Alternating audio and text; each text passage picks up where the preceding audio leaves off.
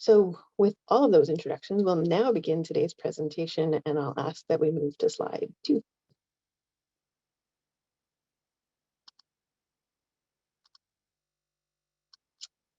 So as part of our presentation, we'll first begin by introducing ourselves. I have already introduced myself as the moderator of the session, but for those that may have missed it, my name is Candida Cianci, and I'm the director of the Canadian Nuclear Laboratories Regulatory Program Division. I am joined by my colleagues, Denise O'Meara, Senior Counsel and Commission Registrar, and Kelly McGee, a Strategic Advisor to the Commission Registrar. This slide shows the key messages of today's presentation. The following are the points that we hope you take away from the webinar session. The CNSC Commission adheres to a robust, transparent, and evidence-based decision-making process.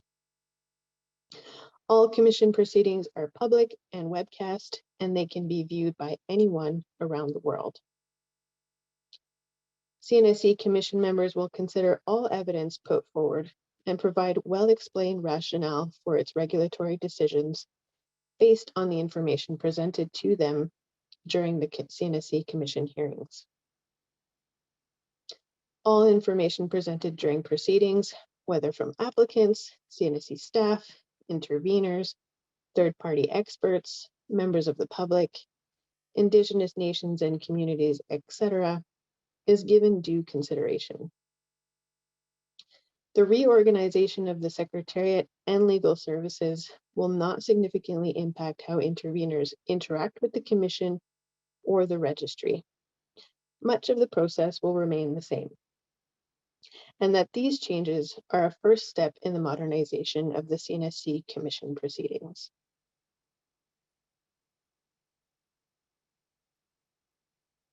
The purpose of today's webinar is to provide a general overview of CNSC hearing processes, including the roles that the CNSC Commission, CNSC staff, licensees, and applicants, as well as interveners, play in the CNSC Commission hearings. We are hosting a webinar on this particular topic because it was highlighted in previous feedback by webinar participants as an area to cover in future sessions. Today's webinar will provide an overview of the reorganization of the Secretariat into the new CNSC Registrar. We're also going to provide project updates on the Near Surface Disposal Facility, or NSDF project, and the 2 in situ decommissioning projects, herein referred to as ISD projects. Finally, we will cover how the content of this webinar applies to the NSDF and ISD projects, followed by a question and answer portion. We encourage you to submit your questions using the Q&A function in Zoom.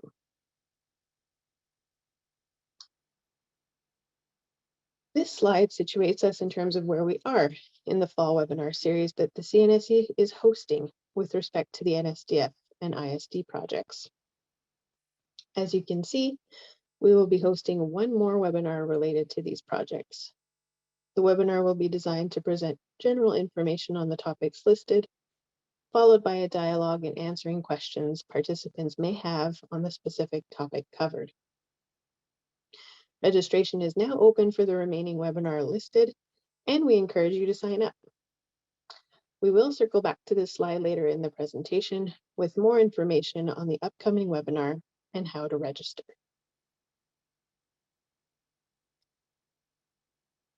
We'll begin with project updates on the NSDF and 2 ISD projects. First, an update on the Near Surface Disposal Facility, or NSDF project.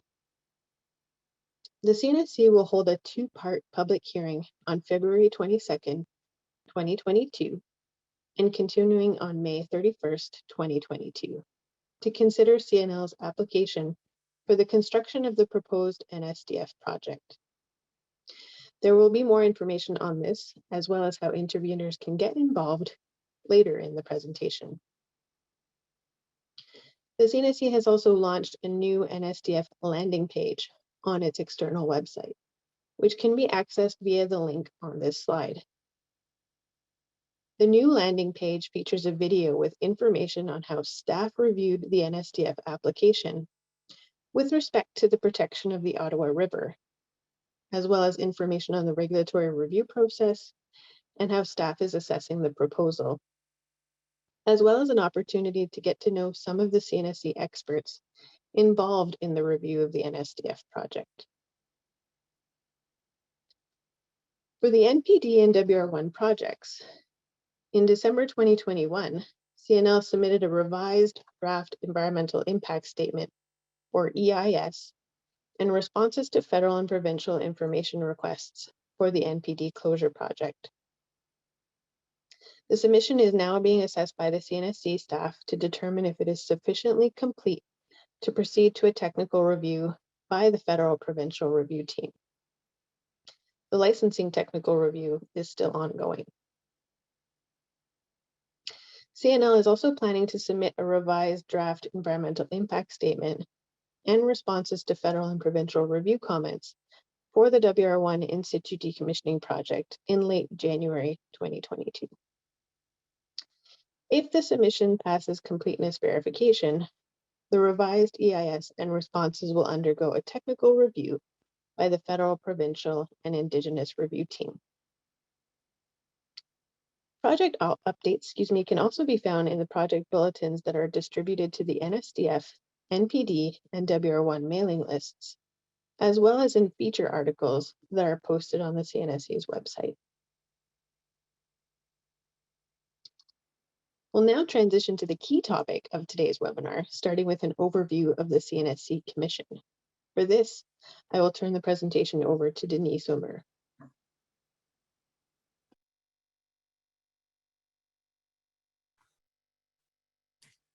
Thank you, Candida, and welcome everyone. My name is Denis Saumur, and I am the Commission Registrar. The CNSC's Commission is the CNSC's decision-making body. The Commission makes independent and transparent licensing decisions, including those for all major nuclear facilities in Canada.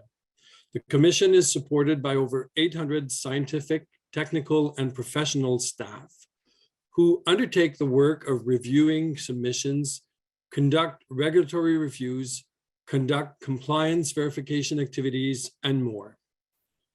The CNSC has its own in-house legal services, independent of the Department of Justice, part of the Legal and Commission Affairs branch, which provides legal advisory services to the Commission and CNSC staff to ensure that the regulatory actions and governance functions are anchored in legal tenets and withstand legal scrutiny.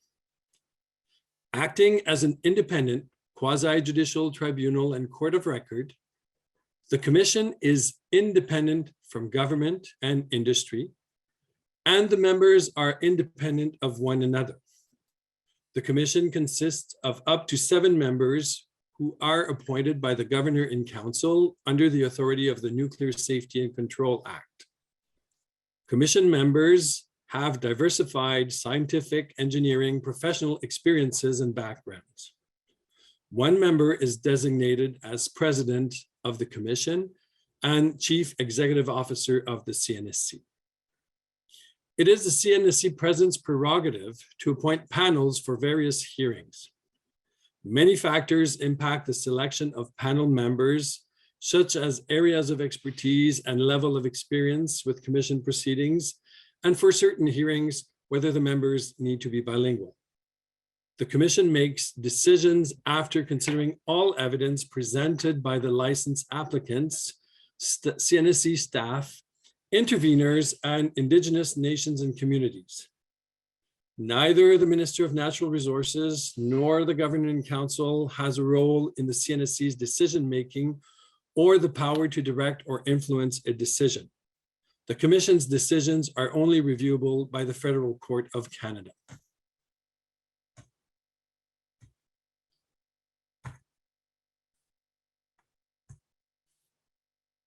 Just a second, having issues with slides.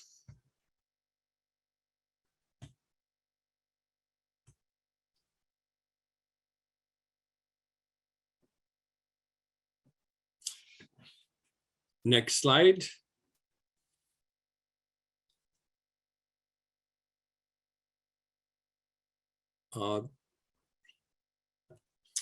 Thank you. Sorry about that.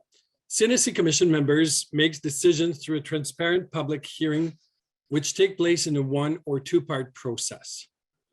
Two-part Commission hearings are reserved usually for decisions involving major nuclear projects, while one-part Commission hearings are reserved for less complex, lower impact decisions.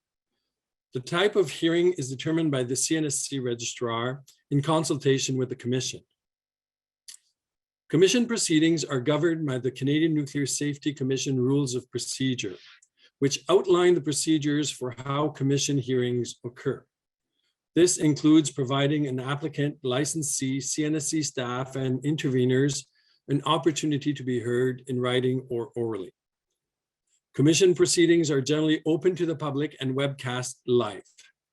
However, some proceedings must be held in camera or in closed session, in whole or in part. For example, certain protected information such as security-related information in a public forum. Over the years, the Commission has demonstrated openness and flexibility to facilitate participation, to be more responsive to inquiries and expectations of interested parties, and has increased contributions and recognition of Indigenous nations and communities in overall regulatory processes. When possible, CNSC holds hearings in the communities most affected by the decision. There are also options for virtual or hybrid hearings. During a public hearing, simultaneous interpretation in one or the other of Canada's official languages is provided. Verbatim transcripts are produced and published on CNSC's website. The Commission's decision and its reasons for decision are normally published within 6 weeks after the conclusion of the hearing. Public Commission hearings have evolved over time. To name a few examples, Indigenous nations and communities are invited to make an opening prayer should they wish to do so either at the beginning of the proceeding or at the beginning of their presentation. In recognition of the Indigenous oral tradition for sharing knowledge, the CNSC, as part of its Commission proceedings process, has provided simultaneous translation in local Indigenous languages where appropriate. For example, for Commission proceedings related to uranium mining facilities in northern Saskatchewan, the CNSC offered translation into Dene and Cree. As well, for the White Shell Laboratories license renewal hearing in 2019, the CNSC offered translation into Ojibwe Anishinaabemowin. When the Commission issues a record of decision, they are the expression of the Commission's decision, views, and directions on an application. They are standalone and must speak for themselves. It is the license that provides the conditions applicable to exercise the authorized activities, and the License Condition Handbook provides compliance and verification criteria, as well as guidance on how a licensee is to meet the regulatory requirement. The record of decision may contain some specific requirements directed to licensee or staff.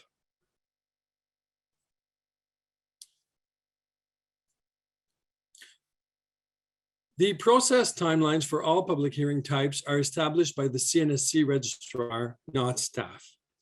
This slide provides an overview of a one-part hearing process. Typically, planning starts upon receipt of the application by the CNSC registrar up to 10 or 12 months before the hearing date. Examples of recent one-part hearings include the license renewal hearings for the Cigar Lake project, Darlington New Nuclear Project, and the Blind River Refinery. If a one-part public hearing is selected, then the registrar must be notified at least 90 days, ideally 120, before the day scheduled for that hearing. This CNSC staff notification serves the purpose of informing the registrar that the application is complete and all necessary information to proceed to a public hearing has been received. This notification gives the registrar the opportunity to advise the applicant of submission deadlines within reasonable time and to prepare the notice of public hearing within the prescribed timelines. The notice of public hearing is issued at least 60 days, but ideally 90 days or more before the hearing, or as per the deadline set by the registrar. For a one-part hearing, all of the evidence from the applicant, CNSC staff, interveners, as well as Indigenous nations and communities is heard by the Commission in a single hearing session to allow potential interveners to review the proposal and prepare for the hearing. Written submissions from the applicant and CNSC staff must be filed at least 60 days prior to the hearing date. Submission from interveners are due 30 days before the hearing or as per the deadline set by the registrar. The later deadline for intervener submission is to allow sufficient time for members of the public, interveners, as well as Indigenous nations and communities to read the material filed by CNSC staff and the applicant before submitting their own interventions. Any supplementary material, including slide presentations, must be filed at least 7 days before the hearing date. The Commission decision is announced approximately 12 weeks after the hearing date.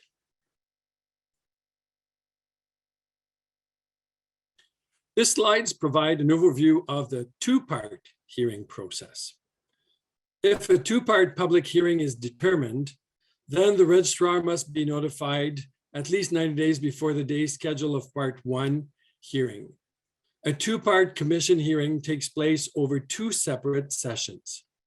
As mentioned previously, two-part commission hearings are reserved for decisions involving major complex nuclear facilities, such as a nuclear surface disposal facility. The notice of public hearing is issued at least 60 days before part one. During part one, the two-part public hearing, the applicant and CNSC staff present written and oral submissions to the Commission and respond to questions of Commission members. Typically, 30 days before the part two hearing, interveners may file their intervention requests and submissions. This means that interveners have at least 60 days to review the information submitted by staff and the applicant for the part one hearing before submitting their request to intervene in and file their submission for part two. Participants may file supplementary information up to 7 days prior to the hearing date. During part two, which usually takes place 60 days after part one, registered interveners have an opportunity to make their views known to the Commission and to respond to any related questions from the Commission members. The applicant and CNSC staff must also attend part two, as they need to be prepared to respond to further questioning by the Commission should questions arise as a result of interventions. At the end of the hearing process, the Commission members take into consideration all of the submissions from CNSC staff, applicant, interveners, Indigenous nations and communities, stakeholders, and the general public. Once all the evidence has been considered, the Commission members will deliberate and then make their decision. Although there are no prescribed timelines, a decision is typically announced approximately 12 weeks after part two hearing.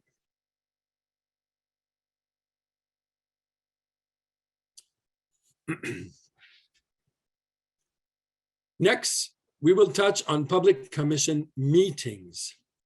These commission proceedings are different from commission hearings.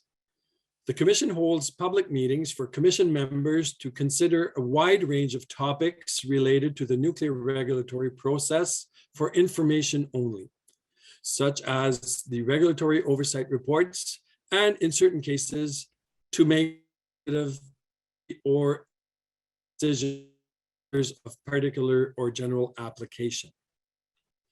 Major facility-specific licensing applications are not considered at Commission meetings. They are considered at a public hearing.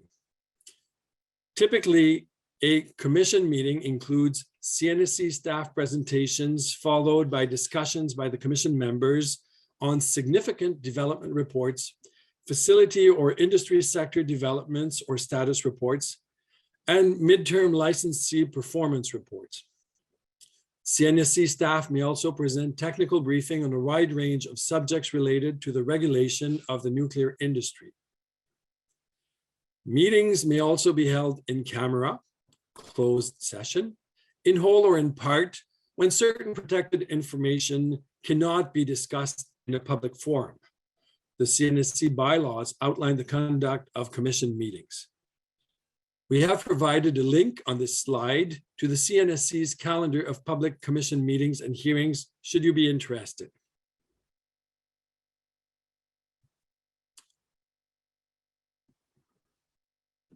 Recently, there were some changes that happened to the CNSC Secretariat. As of January 1st, 2022, the CNSC Commission Secretariat was replaced by the Commission Registrar. These changes have no substantive impacts for CNSC staff, interveners, licensees, or observers. All commission proceedings will continue as they always have. The changes are more administrative. The Secretariat and Legal Services have merged to become the Legal and Commission Affairs branch. The Secretary's role and responsibilities are now performed by the Registrar. The new branch will provide added support to the Commission members and CNSC staff.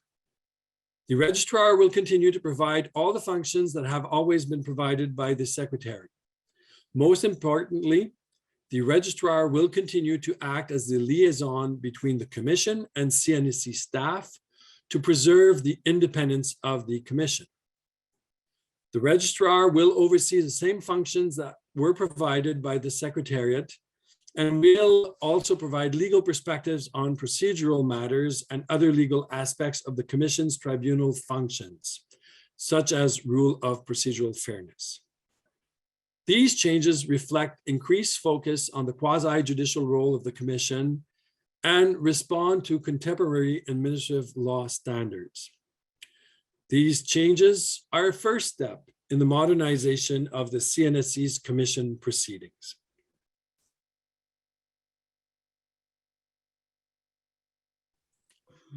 We'll now move on to discuss the various roles and responsibilities of CNSC staff, the proponent, and the public. For this, I will turn to the presentation over to Kelly McGee. Thank you, Denis, and welcome everyone. My name is Kelly McGee, and I am the Strategic Advisor to the CNSC Commission Registrar. In the case of the NSDF and ISD projects, the applicant is Canadian Nuclear Laboratories, or CNL. The roles and responsibilities of the applicant or the licensee, if they already hold an existing CNSC license, are to ensure that they submit a complete and thorough application, to ensure that the application meets all applicable requirements in the General Nuclear Safety and Control Regulations, as well as all other applicable regulatory requirements, and that the application is submitted on time. Through the application, the applicant must demonstrate to the satisfaction of the Commission that they are qualified to carry on the activity that the license will authorize, and that they will, in carrying on that activity, make adequate provision for the protection of the environment, the health and safety of persons, and the maintenance of national security, and measures required to implement international obligations to which Canada has agreed. The applicant licensee is also responsible and accountable for the safe operation of the facilities and activities in their application. The role of CNSC staff with respect to commission proceedings includes the following: undertaking regulatory reviews and technical assessments of license applications and supporting documentation to ensure that they meet regulatory requirements, documenting staff's assessment findings and recommendations to inform the Commission's decisions, presenting to the Commission and responding to questions during public hearings. Should there be a positive decision by the Commission, CNSC staff will implement the direction provided by the Commission in their detailed record of decision. CNSC staff will also perform regulatory oversight and compliance activities. Interventions provide an opportunity for any party to present key messages, general concerns, and various requests. They also allow for the identification of questions that an intervener believes have not been answered by the applicant and CNSC staff. Interventions also provide an opportunity to identify specific items interveners would like to see addressed in the Commission decision.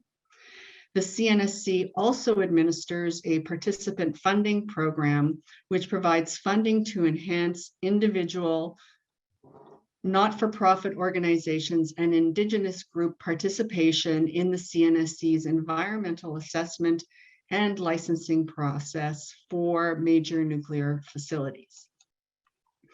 We will now describe the applicability of the CNSC hearing process to the proposed NSDF and ISD projects. Although the content of this webinar applies to the NSDF and ISD projects in the same way, for this part of the presentation, we will focus on the NSDF project only, as the Commission hearings for this project are scheduled to take place in the next few months. Part 1 of the hearing is scheduled to take place on February 22nd, 2022. CNSC staff will present their EA and licensing findings from the review of CNL's license application. We will not discuss the findings of the EA and licensing submissions from CNSC staff, as we will be hosting a webinar on this topic in a few weeks. The licensee, CNL, will also present their proposal on why they believe they can safely construct the NSDF. Part 2 is scheduled to begin on May 31st, 2022. The duration of the hearing will depend on the number of interventions received. Members of the public, Indigenous nations and communities, and stakeholders can submit interventions and submissions. Participant funding has been previously offered to help facilitate participation in the public hearing. The Commission hearings will be broadcast live on the CNSC's website, and a recording will be archived for a period of 3 months afterwards. This recording will be accessible to anyone at any time during those 3 months. A notice of public hearing was issued on October 28th, 2021. The notice of public hearing contains all of the relevant information interveners would need, such as the submission deadlines and the CNSC registrar's contact information. The notice also provides the details for interveners to file a request to intervene, either in oral or written form, whichever they would prefer. You can view the notice via the first link provided on this slide. Please note that all requests to intervene must be filed no later than April 11th, 2022. In order to intervene, you must submit your intervention using the Public Commission hearing request form, which can be accessed via the second link on this slide. We have also included a guide for applicants and interveners on how to prepare a Commission member document and submit a successful intervention. To facilitate the preparation of a written intervention, the guide includes helpful information such as guiding principles and writing tips, for instance, the use of plain language and visual aids. This guide can be accessed via the third link on this slide, and we encourage you to have a look. Further guidance is also provided on this slide on how best to prepare an oral intervention, which complements the written submission. Given the Commission members read all submissions in advance of the hearings and that your oral intervention supports your written submission, we encourage you to focus your oral intervention in the following areas. Make a brief introduction of who you are. highlight the key messages and themes that you would like to convey, identify questions or concerns you believe have not been answered, and as well as identify key items that you would like to see the commission address when making their decision. Also be prepared to field questions from commission members. These questions may include a request to explain or broaden your key messages, concerns, requests as they were identified in your written submission. You may also be called upon to identify the subject matter experts on call to answer questions in these key areas. If you are asked a question to which you do not have an answer to, offer a commitment and deadline for providing one, and the commission will take it into consideration. You may also wish to consider practice or mock sessions in advance of the hearing for logistical and preparatory purposes. All interventions are considered by the commission as an example of how interventions have impacted decisions by the CNSC Commission in the past. Quoting from the record of decision, at the public hearing on the Pickering license renewal in June 2018, interveners raised concerns on potassium iodide KI pill pre-distribution and distribution in an emergency. During that hearing and following questions from commission members based on concerns raised by interveners, CNSC staff made the commitment to form a stakeholder working group to provide clarity on the roles and responsibilities for KI pill distribution. As a result, in the record of decision released in January 2019, the commission directed staff to proceed with forming the working group. And since then, a working group and an advisory committee were created. Terms of reference were drafted and agreed to, and the phase 1 report was completed and circulated for consultation. Consensus was achieved on the content of the report, and it will now be moving to phase 2 of the initiative. I will now pass the presentation back to Candida. Thank you, Kelly. Further information on our last webinar in the series with respect to the NSDF and ISD is found on this slide.